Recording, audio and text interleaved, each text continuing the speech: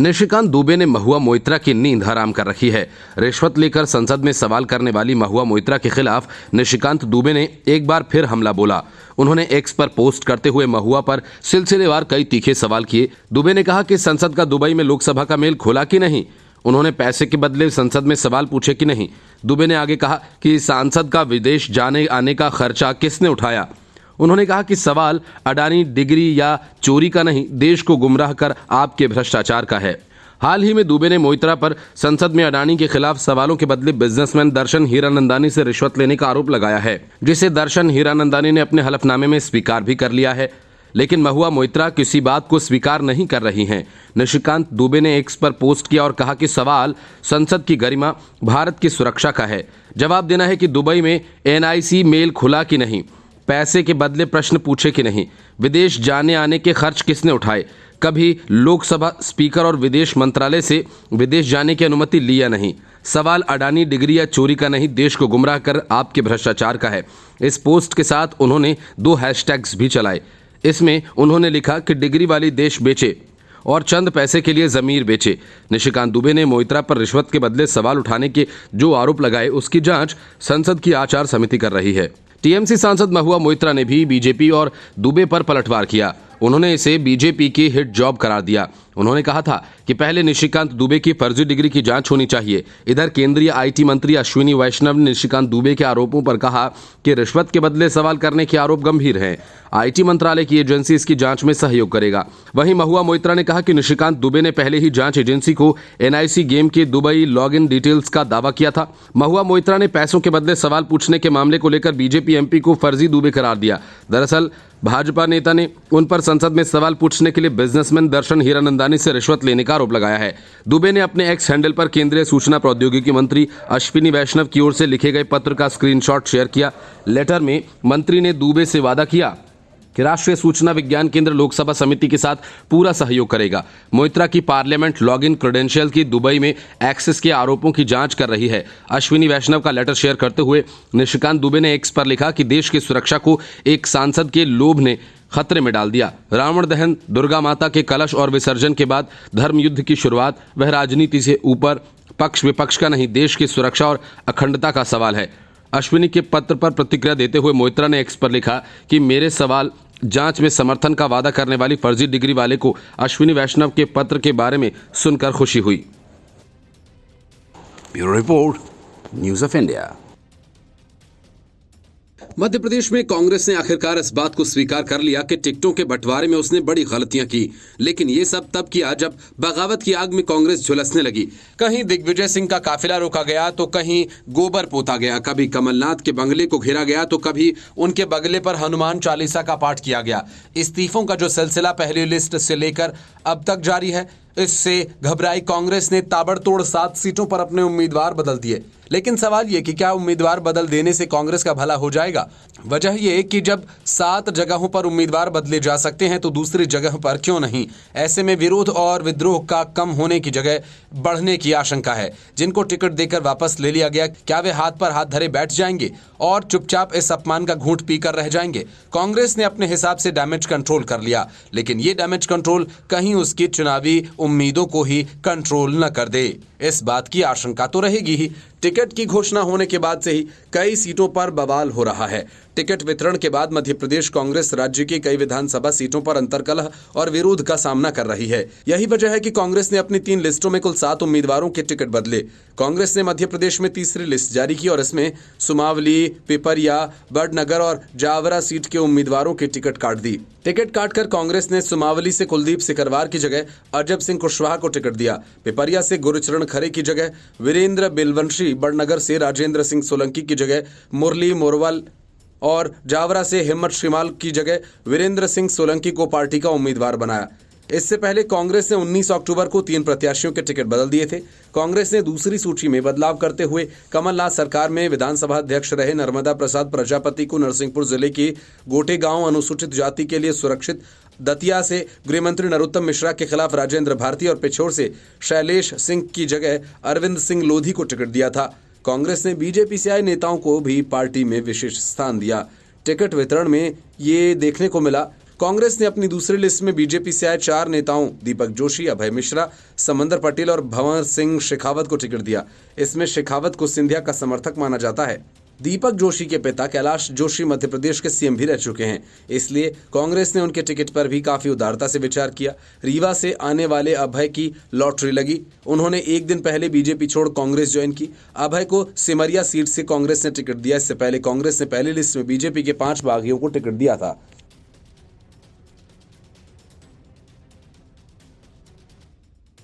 अरविंद केजरीवाल किसी मसले पर पहले एक हवाई प्लान बनाते हैं, इसके बाद आम आदमी पार्टी के चेले चपाटे उसे वर्ल्ड क्लास का सर्टिफिकेट दे देते हैं। लेकिन जैसे ही मामला संभलने की जगह बिगड़ने लगता है, केजरीवाल के मंत्री और वे खुद पहले अफसरों को दोषी बता देते हैं और फिर ड्यूटी पूरी, बाकी जो भगवान की मर्जी। दिल्ली में वायु प्रदूषण के मामले में भी कुछ यही हुआ। पहले गोपाल राय ने दिल्ली को प्रदूषण मुक्त करने के प्लान को वर्ल्ड क्लास और देश में सबसे बेहतर बताया, लेकिन जैसे ही दिल्ली की हवाओं में जहर घुलने लगा, सांस लेने में तकलीफ होने लगी, ठीक वैसे ही उसी गोपाल राय ने अफसरों पर तोहमत लगा दी। लेकिन जब बात इतने से नहीं बनी तो फिर पहले पड़ोसी राज्यों और अब डीपीसीसी पर इसका ठीकरा फोड़ डाला। केजरीवाल सरकार के इस आरोप लगाने की सियासत पर बीजेपी ने तगड़ा चोट किया। एक तरफ दिल्ली के पर्यावरण मंत्री गोपाल राय ने मुख्यमंत्री अरविंद केजरीवाल को चिट्ठी लिखकर डीपीसीसी चेयरमैन अश्विनी कुमार को सस्पेंड किए जाने की मांग की, तो वहीं दूसरी तरफ बीजेपी ने इस पर चुटकी लेते हुए कहा कि अरविंद केजरीवाल दिल्ली के प्रदूषण के लिए अमेरिका के राष्ट्रपति जो बाइडेन को भी जिम्मेदार ठहरा सकते हैं। दिल्ली के पर्यावरण मंत्री का कहना है कि गंभीर रूप से प्रदूषण की स्थिति को देखते हुए दिल्ली सरकार ने इसके कारणों की साइंटिफिक स्टडी करने का निर्णय लिया है। इसमें पता लगाया जाना था कि किस समय किस एरिया में किस वजह से प्रदूषण बढ़ रहा है। यह फैसला कैबिनेट के निर्णय से लिया गया था। यह स्टडी आईआईटी कानपुर करने वाला था, जिसमें रियल टाइम अपॉर्चुनमेंट स्टडी की जाती है। लेकिन डीपीसीसी के चेयरमैन अश्विनी कुमार ने कैबिनेट के फैसले को पलटते हुए स्टडी पर रोक लगा दी। उन्होंने आगे कहा कि 7 जुलाई 2021 को कैबिनेट ने इसका निर्णय किया था और फिर आईआईटी कानपुर के साथ एमओयू हुआ और इसके लिए 12 करोड़ रुपए खर्च होने वाले थे।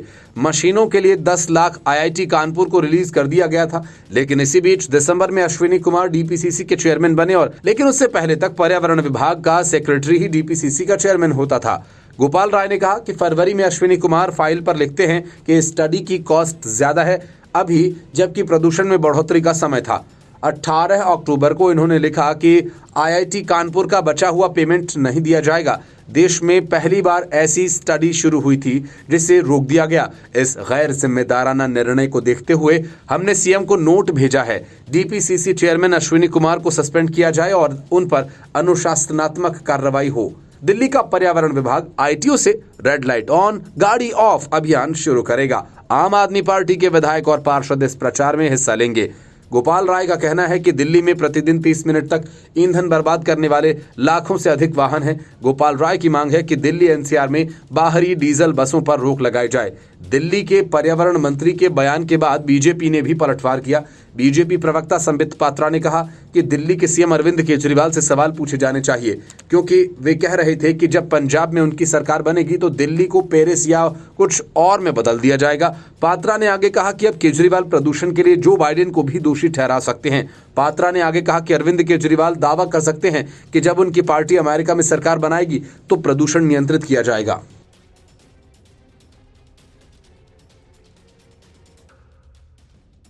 नीतीश कुमार बार बार तेजस्वी यादव को अपना उत्तराधिकारी घोषित कर रहे हैं। ऐसा कर वे कांग्रेस को इस बात का संकेत दे रहे हैं कि वो नीतीश कुमार का विपक्षी गठबंधन का पीएम फेस उन्हें घोषित करे, लेकिन कांग्रेस ऐसा कर नहीं रही है।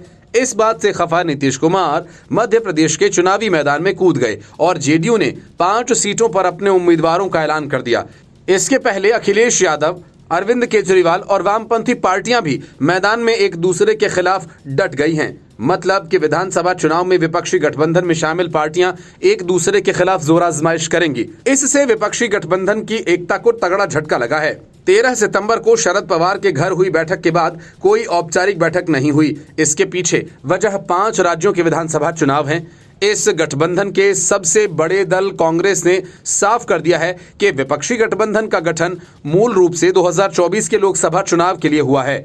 इसके लिए कांग्रेस ने रणनीति तैयार की है। मिजोरम को छोड़कर राजस्थान, छत्तीसगढ़ और मध्य प्रदेश जैसे राज्यों में कांग्रेस का सीधा मुकाबला बीजेपी से है। वहीं तेलंगाना में भी कांग्रेस ही केसीआर से मुकाबला कर रही है। कांग्रेस इनमें से किसी राज्य के सहयोगियों को समझौते और गठबंधन धर्म के आधार पर सीट देकर खुद को कमजोर नहीं करना चाहती। कांग्रेस हर सीट पर खुद चुनाव लड़कर सरकार बनाने की तैयारी में है। यही वजह है कि वो केजरीवाल, अखिलेश या लेफ्ट सहित अन्य दलों के लिए सीट छोड़ने को राजी नहीं है। राजस्थान, मध्य प्रदेश, छत्तीसगढ़ और तेलंगाना सहित मिजोरम में भी आम आदमी पार्टी सपा ने उम्मीदवार घोषित कर दिए हैं। कांग्रेस से उनका समझौता फिलहाल नहीं हो सका है। कभी अखिलेश नाराज होते हैं तो कभी अरविंद केजरीवाल। अब सवाल यह है कि कांग्रेस सहयोगी दलों की नाराजगी की कीमत पर भी उनसे समझौता क्यों नहीं करना चाहती और सहयोगी दल विधानसभा चुनाव से पहले ही लोकसभा चुनाव की बात क्यों कर रहे हैं।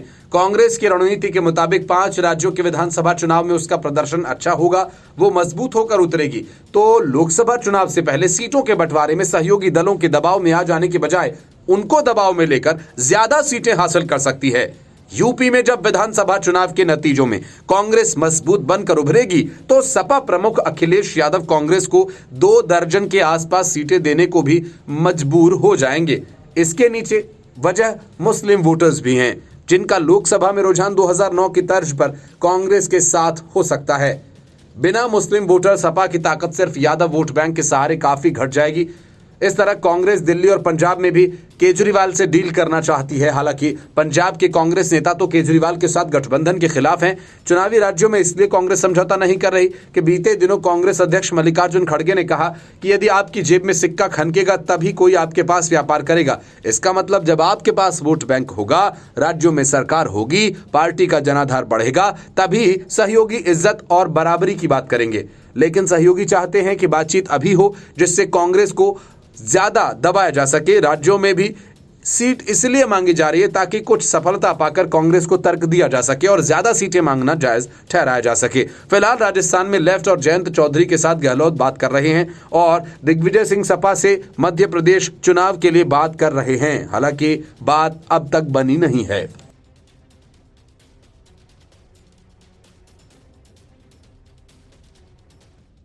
राहुल गांधी सिर्फ भेष बदलकर कुली और मैकेनिक ही नहीं बनते, वे बीच बीच में ऐसे दिलजलों के पास जाकर उनका इंटरव्यू भी करते हैं जिन्हें मोदी सरकार से दिक्कत है। इस बार राहुल गांधी जम्मू कश्मीर के पूर्व राज्यपाल सत्यपाल मलिक से मुलाकात करने पहुंचे, उनका इंटरव्यू लिया। राहुल गांधी ने सत्यपाल मलिक से वही पूछा जो उन्हें पसंद था और सत्यपाल मलिक ने उन्हें वैसा ही जवाब दिया जो राहुल गांधी सुनना चाहते थे। दोनों ने एक दूसरे की पसंद का पूरा ख्याल रखा। इंटरव्यू में राहुल गांधी ने सत्यपाल मलिक की पसंद के किसान आंदोलन, पुलवामा हमले और अडानी समेत कई मुद्दों पर बात की और केंद्र सरकार को निशाने पर लिया। इस बातचीत को राहुल गांधी ने सोशल मीडिया प्लेटफॉर्म पर शेयर करते हुए लिखा, क्या यह संवाद ईडी सीबीआई की भागदौड़ बढ़ा देगा? राहुल गांधी से बातचीत के दौरान सत्यपाल मलिक ने कहा कि मैं लिख कर देता हूं कि मोदी सरकार अब नहीं आएगी। राहुल गांधी ने पूछा कि जब आप जम्मू कश्मीर में थे तो फिर काफी पेचीदा समय था ये, इस पर आपकी क्या राय है? सत्यपाल मलिक ने कहा कि आप जम्मू कश्मीर को जबरदस्ती या सेना से ठीक नहीं कर सकते, यहाँ के लोगों को जीत कर आप कुछ कर सकते हैं।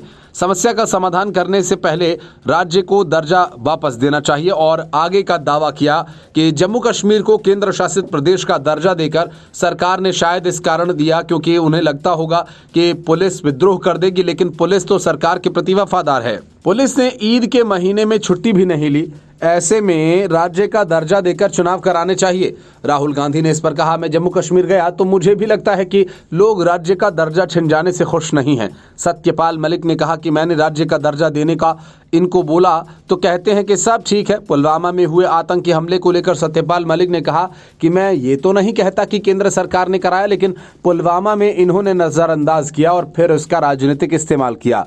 ऐसा इसलिए बोल रहा है क्योंकि इनकी स्पीच है, इसमें ये बोल रहे हैं कि वोट देने जाओ तो पुलवामा की शहादत को याद रखना। राहुल गांधी ने इस पर कहा, मैंने पुलवामा के बारे में सुना तो पता लगा कि शहीद एयरपोर्ट आ रहे हैं, तो मुझे मेरी सिक्योरिटी वाले ने कहा कि आप एयरपोर्ट मत जाओ, लेकिन मैंने कहा कि मैं जा रहा हूं। मुझे एयरपोर्ट पर कमरे में बंद कर दिया गया। शहीद आए हुए थे तो प्रधानमंत्री नरेंद्र मोदी आ रहे हैं। मैं लड़कर कमरे से निकला तो लगा कि पूरा शो बनाया जा रहा है।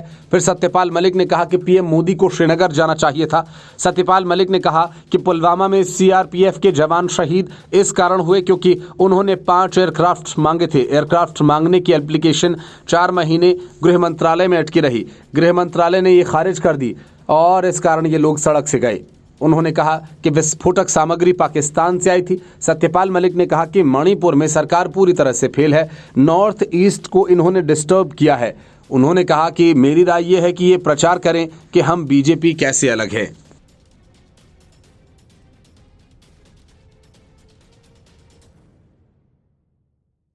सुप्रीम कोर्ट में राम जन्मभूमि मामले में हार का दंश झेल रहे कपिल सिब्बल को अब राम के नाम तक से दिक्कत होने लगी है। इसी वजह से जब पीएम मोदी ने दशहरे के दिन भगवान राम की चर्चा की तो कपिल सिब्बल बौखला गए। कपिल सिब्बल ने सोशल मीडिया साइट एक्स पर पोस्ट किया और भारतीय जनता पार्टी पर राजनीतिक लाभ के लिए भगवान राम का इस्तेमाल करने का आरोप लगाया। उन्होंने कहा कि सत्तारूढ़ पार्टी अपने किसी अच्छे काम को नहीं गिनाती। हालांकि छत्तीसगढ़ में भूपेश बघेल यही काम कर रहे हैं। राहुल गांधी और प्रियंका गांधी वाड्रा चुनावी हिंदू बनकर घूम रहे हैं। कमलनाथ प्रदेश में राम और हनुमान की सियासत कर रहे हैं। लेकिन कपिल सिब्बल को कांग्रेस में कुछ दिख ही नहीं रहा। उन्हें तो सिर्फ बीजेपी और पीएम मोदी से दिक्कत है। सोशल मीडिया प्लेटफॉर्म एक्स पर पोस्ट करते हुए कपिल सिब्बल ने बीजेपी से पूछा, राजनीतिक फायदे के लिए आप कितनी बार भगवान राम का इस्तेमाल करेंगे? आप भगवान राम के गुणों को क्यों नहीं अपनाते? उनकी वीरता, शौर्य, निष्ठा, करुणा, प्रेम, आज्ञाकारिता और साहस कुछ भी आपके शासन में दिखाई नहीं देता। सिब्बल का यह बयान ऐसे समय में आया जब प्रधानमंत्री नरेंद्र मोदी ने दशहरे के मौके पर लोगों को संबोधित करते हुए कहा कि अयोध्या में भगवान राम को समर्पित एक भव्य मंदिर बन रहा है। और जब प्रधानमंत्री नरेंद्र मोदी ने दशहरे के मौके पर लोगों को संबोधित करते हुए कहा था, अयोध्या में भगवान राम को समर्पित एक भव्य मंदिर बन रहा है, पीएम मोदी ने कहा था भगवान श्री राम बस आने ही वाले हैं। अगली रामनवमी के दौरान रामलला के मंदिर में गूंजने वाला हर स्वर पूरी दुनिया को खुश करने वाला होगा। कपिल सिब्बल ने 1 साल पहले इस्तीफा दे दिया था क्योंकि उन्हें इस बात का अंदाजा हो गया था कि कांग्रेस उन्हें राज्यसभा में अब नहीं भेजेगी और इसी वजह से इस्तीफा देने के बाद वे अखिलेश यादव की मदद से राज्यसभा के सदस्य बन गए और कांग्रेस की जानकारी के बिना मुंबई में हुई विपक्षी दलों की बैठक में पिछले दरवाजे से घुस गए। बैठक में कपिल सिब्बल को देखकर कांग्रेस के नेता नाराज हो गए थे और कांग्रेस महासचिव केसी वेणुगोपाल ने शिवसेना यूबीटी प्रमुख उद्धव ठाकरे से इसकी शिकायत की। हालांकि राहुल गांधी ने कहा कि उन्हें किसी से कोई आपत्ति नहीं, तब जाकर कपिल सिब्बल को बैठक में रहने दिया गया। हालांकि कपिल सिब्बल ने एक गैर चुनावी मंच इंसाफ का भी गठन किया है जिसका उद्देश्य अन्याय के खिलाफ लड़ना है। Report news of India.